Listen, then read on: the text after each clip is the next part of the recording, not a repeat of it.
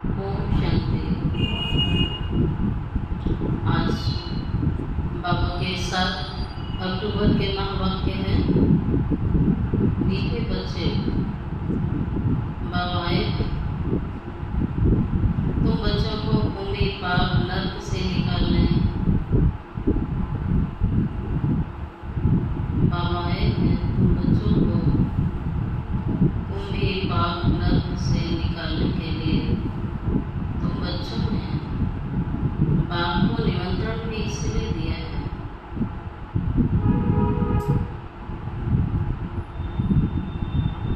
तुम बच्चों ने बाप को निमंत्रण भी इसीलिए दिया है।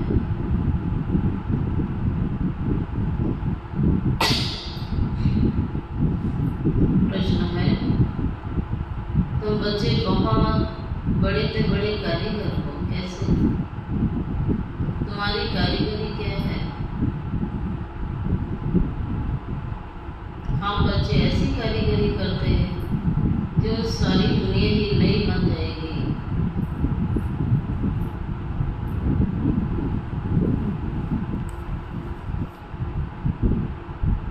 हम बच्चे ऐसी कारीगरी करते हैं जो सारी दुनिया ही नई बन जाती। उसके लिए हम कोई ईंट या तगारी आदि नहीं उठाते हैं, लेकिन याद की यात्रा से नई दुनिया बना देते हैं। हमें खुशी है, नई दुनिया की कारीगरी कर रहे हैं। हम ही फिर ऐसे स्वर्ग के मालिक बनेंगे। ओम शांति। मीठे मीठे रूहानी बच्चों के प्रति रूहानी बात समझाते हैं। तुम जब अपने अपने गांव से निकलते हो तो ये बुद्धि में रहता है कि हम जानते हैं शिव बाबा की पाठशाला में मुरली सुनने जाते हैं, जान भी जाते हैं। बाबा ने कहा जब अपने अपने गांव से निकलते हैं तो ये समझते हैं हम बाबा की पाठशाला में जाते हैं। ऐसे नहीं कोई साधु संत आदि का दर्शन करने जाते हैं, भगवान की पाठशाला में जाते हैं। किसी मनुष्य और महात्माओं के दर्शन के लिए नहीं जा रहे हैं या शास्त्र आदि सुनने के लिए नहीं जाते हैं। तुम जानते हो हम जाते हैं इसके पास, भगवान की पाठशाला में जाते हैं, शिव बाबा के पास जाते हैं। कोई साधु संत के पास नहीं जाते हैं या शास्त्र आदि सुनने नहीं जाते हैं। दुनिया के मनुष्य तो समझते हैं शिव ऊपर में रहते हैं। वह जब याद करते हैं तो आंखें खोलकर नहीं बैठते हैं, वो आंख बंद कर ध्यान में बैठते हैं। शिवलिंग जो देखा हुआ होता है, पर शिव के मंदिर में जाएंगे तो भी शिव को याद करेंगे तो ऊपर में देखेंगे वो मंदिर आदि याद आएगा। कई फिर आंखें बंद करके बैठ जाते हैं, समझते हैं दृष्टि कहाँ भी नाम रूप में अगर जाएगी तो हमारी साधना टूट जाएगी। मनुष्यों का नाम रूप देखेंगे तो साधना टूट जाएगी, तो आप बंद कर लेते हैं। साधना में विघ्न पड़ेगा, बुद्धि भटकेगी। अब तो बच्चे जानते हैं हम बल शिव बाबा को याद करते थे। कोई श्री कृष्ण को याद करते, कोई राम को याद करते हैं, कोई अपने गुरु को याद करते हैं। गुरु का भी छोटा लॉकेट बना करके पहन लेते हैं। गुरुओं का लॉकेट बना के पहन लेते हैं, मंदिरों में फोटो लगाते हैं, माला पहनाएंगे, क्या क्या करेंगे। गुरु भक्ति भी बहुत चलती है दुनिया में। गीता का भी इतना छोटा लॉकेट बना करके पहन लेते हैं। भक्ति मार्ग में तो सब ऐसे ही है, घर बैठे भी याद करते हैं। याद में यात्रा करने भी जाते हैं। चित्र तो घर में रखकर पूजा कर सकते हैं।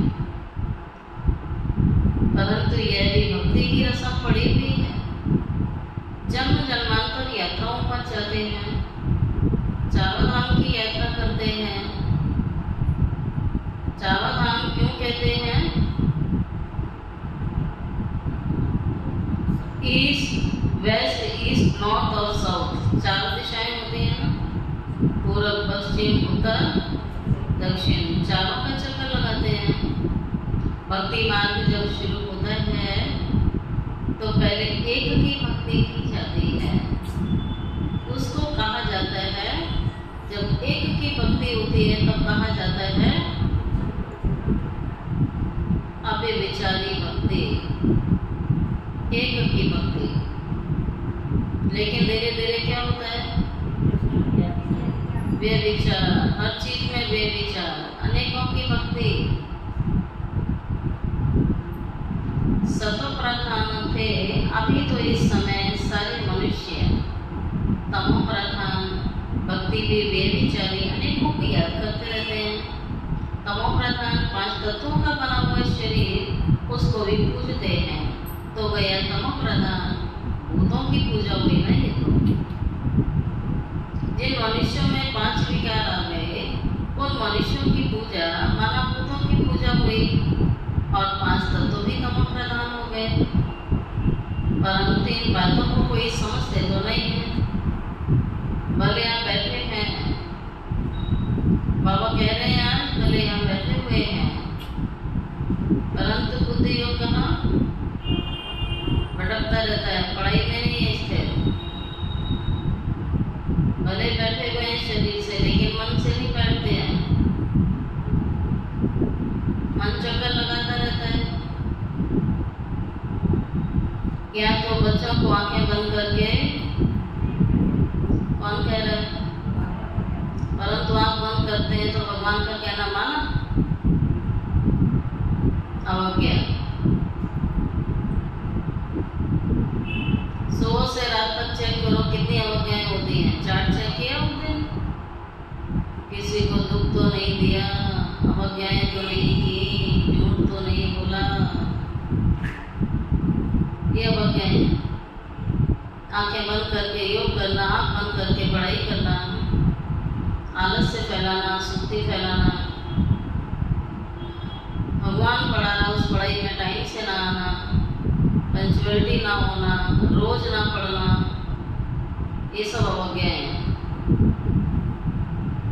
अवज्ञाओं का क्या बनता है, भगवान की अवज्ञा महापाप में गिनी जाएगी।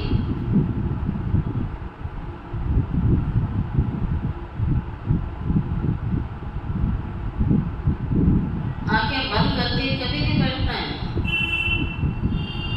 दुनिया वाले बुद्धि भटकती है, शरीरों को देखते, नाम रूप को देखते, इसलिए आंखें बंद करते हैं। और यहाँ बाबा ने दृष्टिकोण बदल दिया कि शरीरों को देखना ही नहीं है, किसको देखना है, सिर्फ और सिर्फ प्रकृति में मस्तक की तरफ बुद्धि जानी चाहिए, आत्मिक दृष्टि रखनी है, आत्मा को देखना है, शरीरों को देखना ही नहीं है। तो आंखें बंद करने की आवश्यकता नहीं है। जानते हैं बाप बहुत दूर देश का रहने वाले वो आकर बच्चों को श्रीमत देते हैं, श्रीमत पर चलने से श्रेष्ठ देवता बनोगे। देवताओं की सारी राजधानी स्थापन हो रही है, तुम यहाँ बैठ अपना देवी देवताओं का राज्य स्थापन कर रहे हो।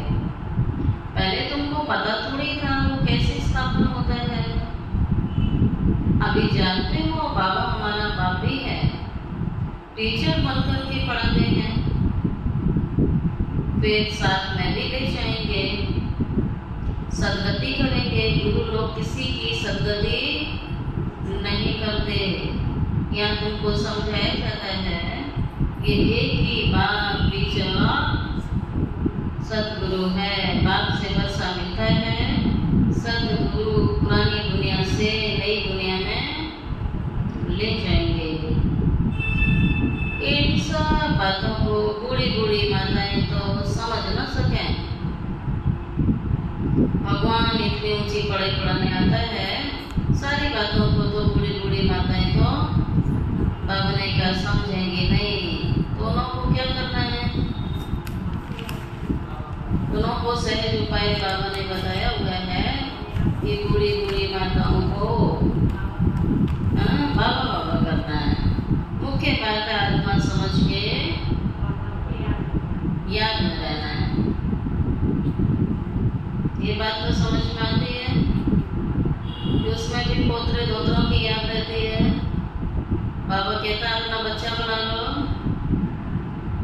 बच्चों की याद ज़्यादा आती है तो बच्चा बना लो।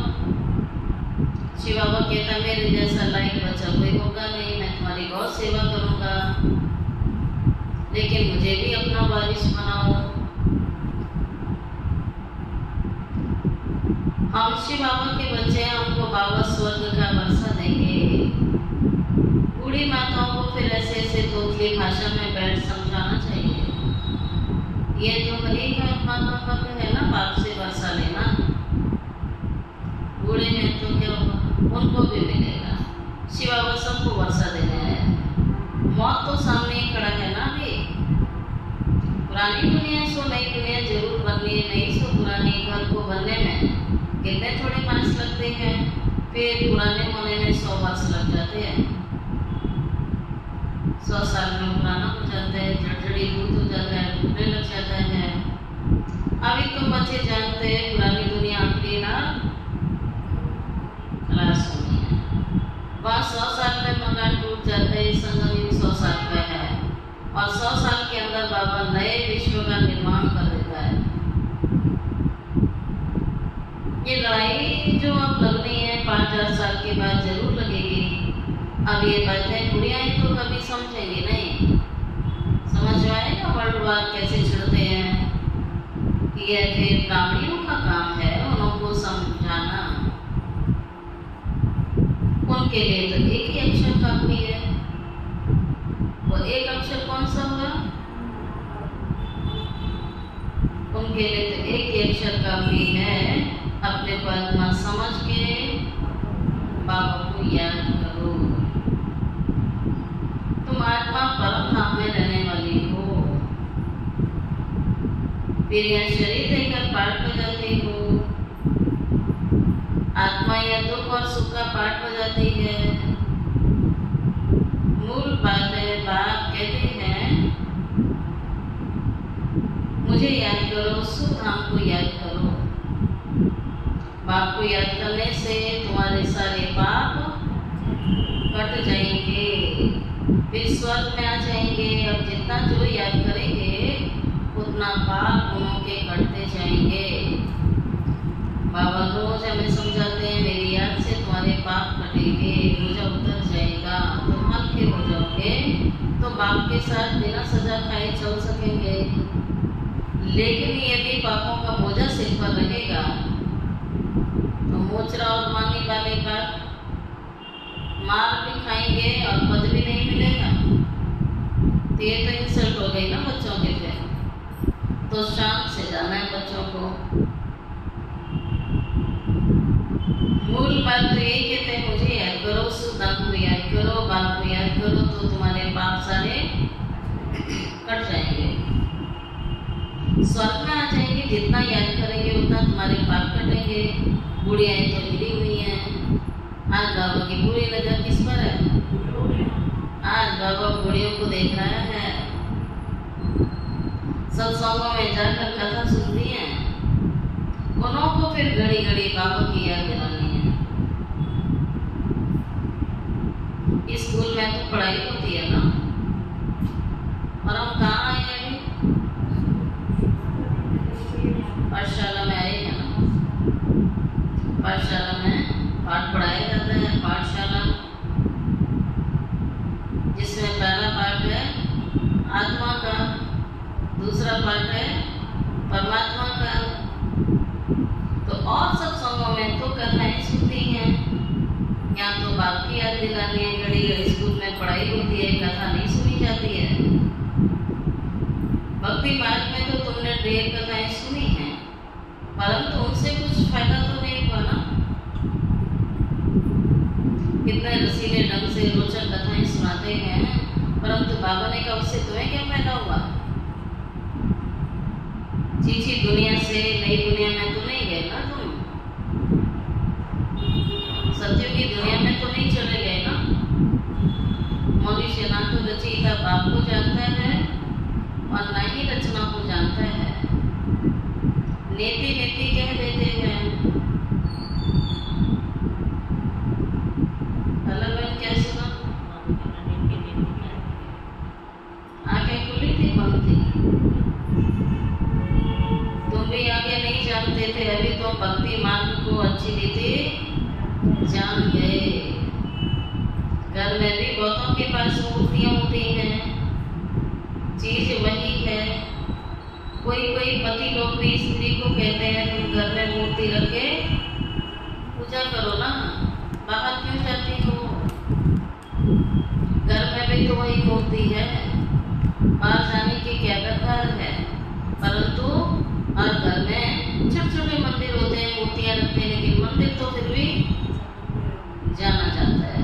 मंदिर तो जाते ही हैं, मंदिर तो मंदिर होता है। वो तो घर में हमने एक छोटा सा स्थान बना लिया, मूर्तियाँ रख ली, लेकिन मंदिर तो अलग होता है।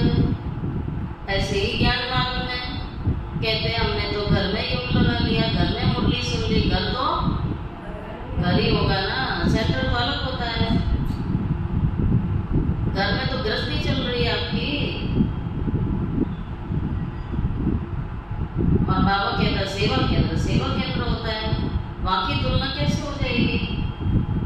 अब पढ़ाई तो घर में भी करते हैं, बच्चे घर में होमवर्क करते हैं, बुक्स रखते हैं, सब कुछ रखते हैं, फिर स्कूल क्यों जाते हैं? वही किताबें स्कूल लेके जाते हैं, वही किताबें खुद भी पढ़ सकते हैं, खुद भी पढ़ना होता है, लेकिन फिर भी जाते हैं ना स्कूल में पढ़ने के लिए, क्योंकि टीचर घर में नहीं आएगा ना पढ़ाने। टीचर कहाँ मिलेगा? स्कूल में मिलेगा। बाबा भी सेंटर पर पढ़ाने आता है, मधुबन में पढ़ाने आता है, घर में पढ़ाने नहीं आता है। कभी सुना मैं तुम्हारे घर में आके तुम्हें पढ़ाता हूँ? आया कभी ईश्वरीय महावाक्यों में? तो यहाँ भी हम क्या चला लेते हैं, मन मत। पानी तो घर में भी आता था, नल में भी आता था, फिर कहाँ जाते थे स्नान करने? पाप धोने के लिए कहाँ जाते थे? फिर क्यों जाते थे? बाबा इसलिए कहता है हर चीज का एक स्थान होता है, महत्व होता है। जो चीज वहां मिलेगी वो घर में नहीं मिलेगी। बाबा यहाँ आता है पढ़ाने। तो ऐसे ही भक्ति में कहते हैं तुम घर में मूर्ति रख बैठ पूजा करो, बाहर का खाने क्यों जाते हो? परंतु उनकी भावना रहती है। अभी तुम समझते हो तीर्थ यात्रा करना माना कि भक्ति मार्ग के धक्के ही खाना है। अब धक्के पूरे नहीं हुए तो खा सकते हैं, कोई मना नहीं कर रहा। अगर धक्के और खाने हैं तो खा के आओ, तब ज्ञान सुन लेना। बाबा तो शॉर्ट में बताता धक्कों के सिवाय कुछ है नहीं। इंसान शॉर्टकट रास्ता अपनाना चाहता है, थोड़ा सा व्रत रख लिया, यात्राओं पर चला गया, थोड़ा दान पुण्य कर लिया, समझ लेते हैं इससे हमें फल मिल जाएगा। बाबा कहता है इससे मेरी प्राप्ति तो नहीं हो जाएगी ना, फल तो अवश्य भक्ति का मिलता है, लेकिन परमात्मा की प्राप्ति नहीं होती है। अनेक बार तुमने 84 के चक्र काटे, सत्य त्रेता में तो कोई भी यात्रा नहीं होती है, वहाँ कोई मंदिर आदि नहीं होता है। ये यात्राएं आदि सब भक्ति मार्ग में ही होती है, ज्ञान मार्ग में ये सब कुछ भी नहीं है। उनको कहा जाता है भक्ति। ज्ञान देने वाला तो एक के सिवाय दूसरा कोई है ही नहीं। ज्ञान का सागर है, ज्ञान से तुम्हारी सदगति होती है। सदगति दाता एक ही बात है। शिव बाबा को कोई श्री श्री नहीं कहेंगे, उनको टाइटल की दरकार नहीं है, ये तो बड़ाई करते हैं ना, उनको कहते ही हैं शिव बाबा। तुम बुलाते हैं शिव बाबा, हम पतित बन गए, हमको आकर के पावन बनाओ। भक्ति मार्ग के धुवन में गले तक फंस पड़े थे। फंस कर फिर चिल्लाते हैं, विषय वासनाओं के धुवन में एकदम फंस पड़ते हैं। तो कौन सी धुवन है ये जो गले तक फंस गए? कौन सा दलदल था ये विषय विकारों का है, विकारों के दलदल में सीढ़ी नीचे उतरते उतरते फंस पड़ते हैं, कोई को भी पता नहीं पड़ता है। तब कहते हैं बाबा हमको निकालो। बाबा को भी ड्रामानुसार आना ही पड़ता है। बाप कहते हैं मैं बंधायमान हूँ, इन सबको दुबक से निकालने। इनको कहा जाता है कुंभी पाप नर। ये दुनिया कुंभी पाप नर बन गई। प्रारब्ध नर भी कहते हैं। बाबा बैठ समझाते हैं, उनको पता थोड़ी पड़ता है। तो बाप को देखो, निमंत्रण कैसे देते हो? निमंत्रण तो शादी मुरादी आदि पर दिया जाता है। कोई बर्थडे मनाएगा, कोई फंक्शन होगा, कोई खुशी की बात होती है तो निमंत्रण दिया जाता है। दुखी चीज़ों में तो निमंत्रण खास नहीं दिया जाता है ना, खुशी खुशी निमंत्रण दिया जाता है जब खुशियाँ मनाई जाती हैं। अब तुम बाबा को कहते हैं पति पावन बाबा, पति दुनिया में आओ। हम नया मकान बनाते हैं तो उद्घाटन के लिए बुलाते हैं। और यहाँ भगवान कहता है जब पुरानी दुनिया किसी की दुनिया बन गई, गोबर की दुनिया बन जाती है तो मुझे बुलाते हो। रावण की पुरानी दुनिया में आओ, हम गले तक इसमें फंसे हुए हैं। बाबा कहते हैं हम तो गले तक फंस गए, हमें निकालने के लिए आओ। सिवाय बाप के तो तुम्हें कोई भी निकालेगा नहीं। सब फंसाने वाले हैं, कोई निकालने वाला नहीं है। कहते हैं दूर देश का रहने वाला बाबा, ये रावण का देश है, सबकी आत्माएं तमो प्रधान बन गई, इसलिए तुम सब बुलाते हो। सब आत्माएं तमो प्रधान बन गई, इसलिए तुम सब मुझे बुलाते हो। आकर के पावन बनाओ, पतित पावन सीताराम ऐसे गाते और चिल्लाते रहते हैं। रघुपति राघव राजा राम, पतित पावन सीताराम ऐसे चिल्लाते रहते हैं। ऐसे नहीं कि वो पवित्र रहते हैं, ये दुनिया की पतित है। यहाँ पवित्रता की बात तो लोगों को समझ में नहीं आती है। रावण राज्य है, इनमें तुम फंस पड़े हो। फिर ये निमंत्रण दिया है बाबा आकर हमको कुंभी पाप नर्क से निकालते हैं, इनमें तुम फंस पड़े। फिर ये निमंत्रण दिए है ना बाबा आकर हमको कुंभी पाप नर्क से निकालो। बाबा आया है, कितना तुम्हारा ओबीडिएंट सर्वेंट है, तुमने बुलाया और बाप हाजिर हो जाता है। तो बाबा कहता है मैं कितना ओबीडिएंट सर्वेंट हूँ। ड्रामा में अपार दुख बच्चों में देखे हैं। टाइम पास होता जाता है, एक सेकेंड ना मिले दूसरे से हर सेकेंड परिवर्तन होता है। अब बाप तुमको लक्ष्मी नारायण जैसा बनाते हैं, फिर तुम आदर कल्पराजी करेंगे। स्मृति में ना हो, अभी टाइम बहुत थोड़ा है, मौत शुरू हो जाएगा तो मनुष्य बड़े हो जाएंगे, बुझ जाएंगे। थोड़े समय में क्या हो जाएगा, कई तो ठगा सुनकर भी हार्ट फेल हो जाते हैं। बाबा कह रहा है सुना, मौत शुरू हो जाएगा, तब क्या होगा? मौत शुरू होगा तो मनुष्य वायरे हो जाएंगे। वायरे माना बुझ जाएंगे, कंफ्यूज हो जाएंगे, क्या करें कैसे करें क्या होगा। थोड़े समय में देखना क्या हो जाएगा, कई तो ठका सुनकर भी हार्ट फेल हो जाएंगे, मरेंगे ऐसे जो बात ना पूछो। ठीक है, ओके सभी, वो तो हो रहा है। ओके हो गए, दिल कब होंगे? देखो ढेर बूढ़ी माताएं हैं, बाबा के सामने ढेर बूढ़ी माताएं पहुंच गई थी।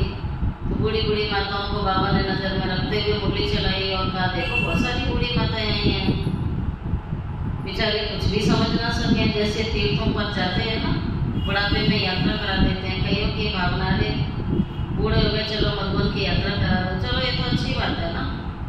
लेकिन जैसे तीर्थों पर जाते हैं तो एक दो को देखते हैं वो पढ़ते हैं ना, राम भी चलते हैं हम भी चलते हैं। अभी तुम जानते हैं भक्ति मार्ग की तीर्थ यात्रा का अर्थ ही नीचे उतरना, तमो प्रधान बनना। बड़े से बड़ी यात्रा तुम्हारी यही है। जो तुम पतित दुनिया से पावन दुनिया में जाते हो तो एक बच्चियों को तो शिव बाबा की याद दिलाते रहो। जो बूढ़ी बूढ़ी माताएं आई हैं इन्हें कुछ तो शिव बाबा की याद दिलाते रहो। शिव बाबा का नाम याद है थोड़ा बहुत सुनती हैं तो स्वर्ग में आ जाएंगी। बाबा बाबा करती रहेंगी ना, बाबा कहता बूढ़ी माता है सब स्वर्ग में आ जाएंगे, फल जरूर मिलना है। बाकी फल तो पढ़ाई से मिलता है ना, उसमें बहुत फर्क पड़ जाता है। ऊंचे से ऊंचा फिर कम से कम राजनीति का फर्क पड़ जाता है। कहाँ प्राइम मिनिस्टर का नौकर चाकर बनेंगे, फर्क हुआ ना। कहाँ प्राइम मिनिस्टर का पद और कहाँ लेबरी करना, लेबर बनना, नौकर चाकर बनना, कितना फर्क हो जाता है। सतयुग में भी दादासी बनना, महाराजा महारानी बनना, कितना फर्क हुआ ना। राजधानी में नंबर 5 होते हैं, स्वर्ग में भी राजधानी होगी, परंतु वहाँ पाप आत्माएं, गंदे और विकारी आत्माएं नहीं होती हैं। पाप आत्माएं नहीं होती हैं, गंदे नहीं होते हैं, विकारी नहीं होते हैं। वो तो निर्विकारी दुनिया है ना। तुम कहेंगे हम ही लक्ष्मी नारायण बनेंगे, बच्चे कहते हैं बाबा हम जरूर बनेंगे। बाबा भी कहता है जरूर बनो, लेकिन पढ़ाई भी जरूर पढ़ो, योग भी जरूर लगाओ और श्रीमत पर भी जरूर चलो।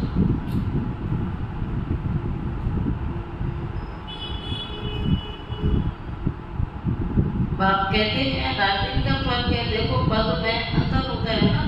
तुम कहेंगे हम लक्ष्मी नारायण जरूर बनेंगे, तुमको हाथ उठाते थे, बुढ़िया आदि भी सब हाथ उठा देती है, बिना समझे भी हाथ उठा देती है, समझते कुछ भी नहीं है, बस हाथ उठा देंगे एक दूसरे को देख करके। फिर भी बाबा के पास तो आई है ना, देखा होगा ना बुढ़ियों को, एक बुढ़िया उठेगी उसके पीछे दूसरी भी हो जाएगी देख के। एक बुढ़िया जा रही है मधुबन, दूसरी भी चल देगी। बाबा भी कह रहा है समझते कुछ भी नहीं है, चलो फिर भी भगवान के पास आई हैं तो स्वर्ग में जाएंगे जरूर, परंतु सब थोड़ी बनेंगे, प्रजा भी बनेंगे ना। बाप कहते हैं मैं गरीब निवाज हूँ।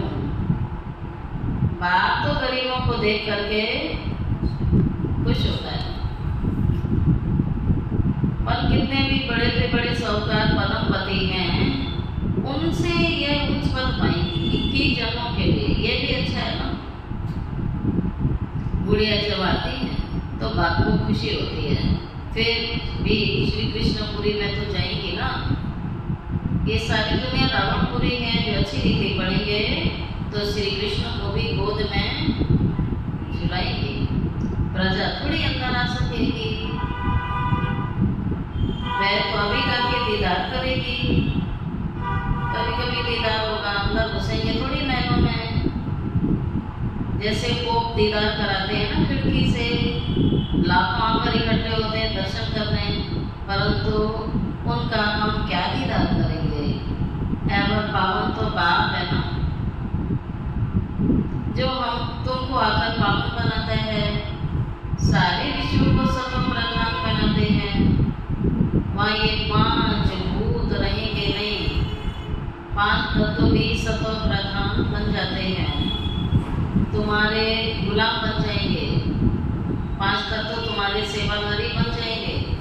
बाबा कहता है तुम्हारे गुलाम बन जाएंगे, तुम जैसे चाहोगे ये 5 तत्व सदैव तुम्हारी सेवा में हाजिर रहेंगे। प्रकृति जीत आत्माएं बन जाएंगी हम सभी। कभी भी ऐसे गर्मी नहीं होगी जो नुकसान हो जाए। 5 तत्व कायदे अनुसार चलेंगे हम, अकाले मृत्यु भी कभी नहीं होगी। अभी तुम स्वर्ग में चलते हो तो नर्क से बुद्धि हो, क्या करना है? नर्क में लगा के रखेंगे तो स्वर्ग में जाएंगे। जहाँ जाना होता है बुद्धि भी वहाँ लगानी है। स्वर्ग में जाना है तो बुद्धि भी स्वर्ग में लगानी है। नर्क को छोड़ना है तो बुद्धि को भी हटाना पड़ेगा। जैसे नया मकान बनाते हैं तो पुराने से बुद्धि हट जाती है, बुद्धि नए में चली जाती है। यह फिर बेहद की बात है ना। नई दुनिया की स्थापना हो रही है, पुरानी दुनिया का विनाश होना है, तो वो नई दुनिया स्वर्ग बनाने वाले, तुम बहुत अच्छे कारीगर हो, अपने लिए स्वर्ग बना रहे हो। कितने बड़े और अच्छे कारीगर हो जो दुनिया ही नहीं बना देते हो। याद की यात्रा से नई दुनिया स्वर्ग बनाते हो। थोड़ा भी याद करो तो स्वर्ग में आ जाएंगे। तुम गुप्त वेश में अपना स्वर्ग बना रहे हो अपने ही तन मन धन से। और किसके लिए बना रहे हैं? अपने लिए बना रहे हैं। जानते हो हम इस शरीर को छोड़ करके कहाँ जाएंगे अब? अब तक कहते हैं कोई भी मरा कहते हैं स्वर्ग पधारा, लेकिन ब्राह्मण स्वर्ग जरूर जाते हैं। शरीर छोड़ेंगे तो कहाँ जाएंगे अब? वाया शांति धाम स्वर्ग में जाएंगे। तुम गुप्त वेश में अपना स्वर्ग बना रहे हो। जानते हो हम इस शरीर को छोड़ जाकर स्वर्ग में निवास करेंगे। ऐसे देव के बाप को कभी भी क्या नहीं करना है? सारी दुनिया भूल जाए, सारी दुनिया के मनुष्य भूल जाए, लेकिन कौन नहीं भूले? बाबा नहीं भूले। परंतु कई बच्चों को बाबा भूल जाता है, सारी दुनिया याद रहती है, उल्टा कर देते हैं। तभी तो बाबा कहता है कई बच्चे उल्टे फिर लटक जाते हैं। आदत पड़ी हुई ना उल्टा लटकने की। बाबा को कभी नहीं भूलना है। बुद्धि नए में चली जाती है, फिर बेहद की बात है। बाबा नई दुनिया की स्थापना करते हैं। बाबा कहते हैं ऐसे बात को भूलना नहीं चाहिए। अभी तुम स्वर्ग में जाने के लिए पढ़ रहे हो, अपनी राजधानी स्थापना करने के लिए पुरुषार्थ कर रहे हो। यह किसकी दुनिया है? अभी किसकी दुनिया? अभी तो हम रावण की दुनिया में बैठे हैं, लेकिन तैयारी काम की चल रही है। राम राज्य लाने की। तो रावण डिस्टर्ब तो करेगा ना। उसकी दुनिया में बैठे हैं, नर्क में बैठे हैं, कुंभी पाप नर्क में, और बना रहे हैं स्वर्ग। अपोजिशन होता है। रावण की राजधानी खलास हो जानी है तो अंदर में कितनी खुशी होनी चाहिए। हमने ये स्वर्ग तो अनेक बार बनाया है। राजाई ली फिर गवाई, ये भी याद करो तो बहुत अच्छा। हम स्वर्ग के मालिक थे। बाबा कहते थे तुम पहले। बाबा ने हमको ऐसा बनाया था। बाप को याद करो तो तुम्हारे सारे पाप भस्म हो जाएंगे। ये अच्छा है ना? यह सजा खाना अच्छा है। अगर सजा खाना है तो मत याद करो, और सजा नहीं खानी है तो याद करो। और सजा भी कहाँ मिल रही है? स्वर्ग में तो नहीं मिलेगी ना। अभी से ही चालू है। जिस सेकंड में चल रहे हैं उसी सेकंड से चालू रहती है सजाएं हमारी। वो तो बच्ची कुची रहती हैं, वो धर्म राजपुरी में मिल जाती हैं। बाप को याद करो तो पाप भस्म होंगे। कितना सहज रीति तुम स्वर्ग की स्थापना कर रहे हो। पुरानी दुनिया के विनाश के लिए कितनी चीजें निकालते रहते हैं। कितनी चीजें निकाली है विनाश के लिए, और है भी कितने साधन है विनाश के लिए। देखो कुदरती आपदाएं, नेचुरल कैलेमिटी है, मिसाइल्स हैं, बॉम्ब्स बनाए हुए हैं, बीमारियां निकली हुई हैं, एक्सीडेंट हो जाते हैं। ये सब मरने के बहुत साधन हैं। और कुछ ना मिले तो खुद भी अपना लेते हैं। इनके द्वारा सारी दुनिया खत्म होनी है। बाबा आए हैं तुम्हें श्रेष्ठ मत देने के लिए, और श्रेष्ठ मत मिलती है किसमें? मुरली में कान और आंखें बंद हो जाती है कई बार, तो पूरा दिन किस पे चलेंगे? जब मुरली में कान आंख बंद है, जिसकी आंख बंद उसके कान बंद है, तो मुरली तो सुनी नहीं ना। तो सारा दिन किसकी मत पर चलेंगे? रावण की मत पर चलेंगे, अपनी मत पर चलेंगे। इसलिए तो बाबा बार बार कहता आंखें खोल के, कान खोल के भगवान की बातों को सुनो। 24 घंटे में एक बार में 1 घंटे बैठ के समझाता है, तो उसकी समझानी कितनी इम्पोर्टेंट है। जो बाकी 23 घंटे आपके बेहतर बनाने वाले हैं। इसलिए बाप कहते हैं, पुरानी दुनिया की विनाश के लिए कितनी सामग्री निकली है। बाप आए हैं तुम्हें श्रेष्ठ मत दे रहे हैं, श्रेष्ठ स्वर्ग की स्थापना करने। अनेक बार तुमने ही स्थापना की है, तो बुद्धि में याद रहना चाहिए ये हमारे लिए कोई नया कार्य नहीं है।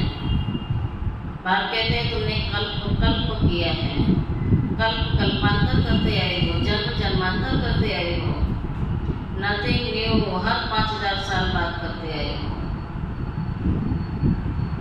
अनेक बार राज्य लिया, गवाया, ये बुद्धि में चलता रहे। एक दो को भी ये बातें सुनाओ। दुनियावी बातों में समय कभी नहीं गवाना चाहिए। सुना, गवाना नहीं चाहिए, परंतु लेकिन गवाना नहीं चाहिए। बाबा राय देता है, समझाता है, परंतु बाप की समझानी कितनी जाती है चेक करो। बाप को याद करो और सुदर्शन चक्रधारी बनो। सुना, एक पहला काम है बाप को याद करना, अपने को आत्मा समझ के बाप को याद करना, और दूसरा कार्य मेरा सुदर्शन चक्रधारी बनना। ना कि खाली टाइम मिले तो इसका चिंतन उसका चिंतन, ये बंद। सच्चे ब्राह्मण की निशानी है शंख ध्वनि करता रहे, सुदर्शन चक्र फिराता रहे, कमल पुष्प समान जीवन बनाए, और ज्ञान गदा के माध्यम से विकारों पर सदा विजयी रहे। वही है सच्चा ब्राह्मण। दुनियावी बातों में अब तुम्हें समय अपना बिल्कुल नहीं गंवाना है, क्योंकि समय हमारे पास में ही नहीं, समय बहुत थोड़ा है। बाप को याद करो, सुदर्शन चक्रधारी बनो। या बच्चों को अच्छी रीति सुन करके फिर क्या करना है? अच्छी रीति क्या करना है? सुनना है। पहले तो सुनने का पहला काम है सुनना। अब अपने आप से पूछा करो, मुरली मुझे मुरली कितनी याद रहती है? तो पहला काम है सुनना, फिर दूसरा काम है उगारना, मनन करके जीवन में धारण करना, फिर सुना, सिमरण करना, उगारना। बाबा ने क्या सुनाया है? तो एक दूसरे को स्मृति दिलाओ। शिव बाबा और वर्षे को जरूर याद करना चाहिए ना। बाप हथेली पर क्या लिखा है? क्या लिखा है? बहिष्ठ लेके आए हैं। किसके लिए लाए हैं? जो उसका कहना मानेंगे तो चाबी उसी को मिल जाएगी। आगे करे बच्चों को स्वर्ग की चाबी मिल जाएगी। बाबा हथेली पर बहिष्ठ लाए हैं, पवित्र भी बनना है। स्वर्ग लेने के लिए पहली बात है पवित्र तो जरूर बनना ही है। पवित्र नहीं बनोगे तो कितना घाटा है। पवित्र नहीं बनोगे तो सजा भी बहुत खाओगे और स्वर्ग में अच्छा पद भी नहीं मिलेगा। तो क्यों ना अच्छी रीति से पवित्र ही बनना चाहिए। पवित्र नहीं बनोगे तो सजा खानी पड़ेगी और पद भी छोटा सा मिलेगा। स्वर्ग में ऊंचा पद पाना है तो अच्छी रीति धारणा करो। बाप रास्ता तो बहुत सहज बताते हैं, सहज रास्ता है ना ये। अच्छी रीति धारणा करो, बाबा की बातों को ध्यान से सुनो, धारण करो। बाबा रास्ता बहुत सहज बताते हैं। अच्छा मीठे मीठे सिखिल दे बच्चों प्रति माता पिता बाप दादा का याद प्यार, गुड मॉर्निंग। रूहानी बाप की रूहानी बच्चों को नमस्ते। रूहानी बच्चों की रूहानी बाप दादा को याद प्यार, गुड मॉर्निंग और नमस्ते नमस्ते नमस्ते।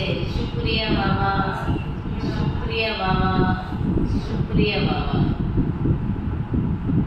आप सुनते हैं मुरली का धारणा का मुख्य सार। क्या सुना?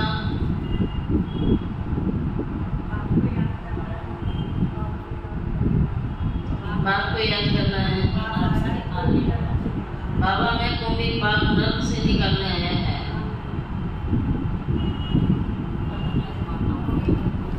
आज बाबा ने बूढ़ी माताओं को बुलाया, बाबा बाबा करते रहो,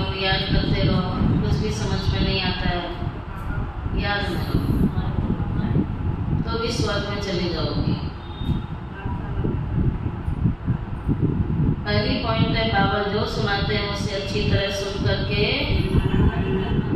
क्या करना है, धारण करना है, उगारना है। बाप जो सुनाते हैं उसे अच्छी तरह सुनकर फिर उगारना है। दुनिया की बातों में अपना समय नहीं गंवाना है। वाहियात बातें, देहधारियों की बातें, संसार की बातें, दुनिया की व्यर्थ बातों में अपना समय बिल्कुल भी नहीं गंवाना है। सेकंड पॉइंट है बाप की याद में आंखें बंद करके नहीं बैठना है।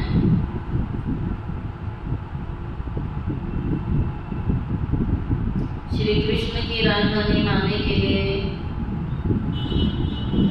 पढ़ाई अच्छी रीति पढ़नी है।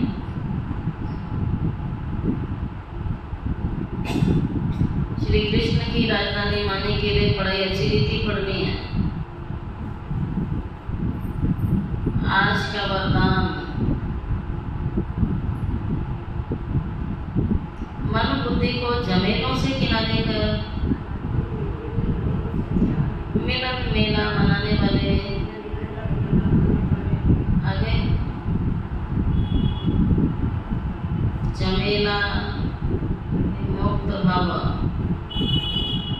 मन बुद्धि को झमेलों से किनारे कर मिलन मेला मनाने वाले, झमेला मुक्त भाव। कई बच्चे सोचते हैं झमेला पूरा होगा तो हमारी अवस्था व सेवा अच्छी हो जाएगी, लेकिन झमेले पहाड़ के समान होते हैं, पहाड़ नहीं हटेगा। समझ गए, पहाड़ हटेगा, लेकिन जहाँ झमेला हो वहाँ अपनी मन बुद्धि को किनारे कर लो। ये मूर्ति कला से झमेले के पहाड़ के भी ऊपर चले जाओ तो पहाड़ भी आपको सहज अनुभव होगा। झमेलों की दुनिया में झमेले तो आएंगे ही, आप मुक्त रहो तो मिलन मेला मना सकेंगे। बाबा ने कह दिया झमेला क्या है, पहाड़ है, तो पहाड़ तो नहीं हटेगा ना। या तो किनारे होके भी चल जाओ, या बाबा कहता उसको नीचे करके उड़ के चले जाओ। वो पहाड़ आपको डिस्टर्ब नहीं करेगा, झमेला आपको डिस्टर्ब नहीं करेगा। इसलिए बाबा कहता मूर्ति कला के माध्यम से उसको पार कर लो। फिर तो झमेलों की दुनिया है ये। तो बाबा भी कहता है झमेलों की दुनिया में झमेले तो रहेंगे, आप मुक्त रहो तो मिलन मेला मना सकेंगे। झमेला मुक्त रहोगे तो मिलन मेला आपका चलता रहेगा। आज की मुरली का स्लोगन है, इस बेहद नाटक में हीरो पार्ट बजाने वाले ही क्या है, हीरो पार्टधारी हैं। इस बेहद के नाटक में हीरो पार्ट बजाने वाले ही हीरो पार्टधारी हैं। अच्छा, ओम शांति।